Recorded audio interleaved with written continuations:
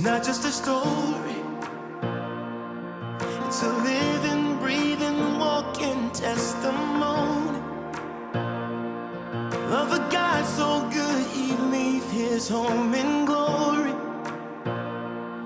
for the world he loved, for the world that he so loved. Hey, it's not just a story,